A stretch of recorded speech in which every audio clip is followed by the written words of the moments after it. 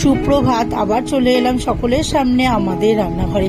আজকে আমি তৈরি করে দেখাবো চিংড়ি মাছের মাথা দিয়ে গাঠি কচুর ভর্তা। প্রথমে গাঠি কচুগুলো গোটা গোটা ভালো করে ধুয়ে ওটা সেদ্ধ করে নিয়েছি। নিয়ে এবার খোসা ছাড়িয়ে গাঠি কচুগুলোকে কাঁটা চামচ দিয়ে ভালো করে মেখে রাখবো।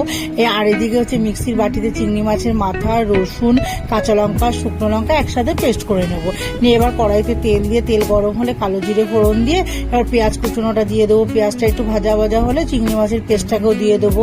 দিয়ে এবার পরিমাণ মতো নুন, হলুদ, স্বাদ মতো একটু চিনি আর লাল লঙ্কার গুঁড়ো দিয়ে ভালো করে মশলাটাকে কষিয়ে এবার গাঠি কচুটাকেও দিয়ে দেবো।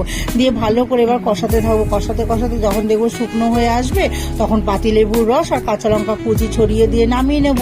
এবার নামিয়ে সর্ষের তেল, উপর থেকে কাঁচা সর্ষের তেল দিয়ে আর লঙ্কা আর লেবু দিয়ে পরিবেশন করব। তাহলেই তৈরি হয়ে যাবে চিংড়ি মাছের মাথা দিয়ে গাঠি কচুর ভর্তা।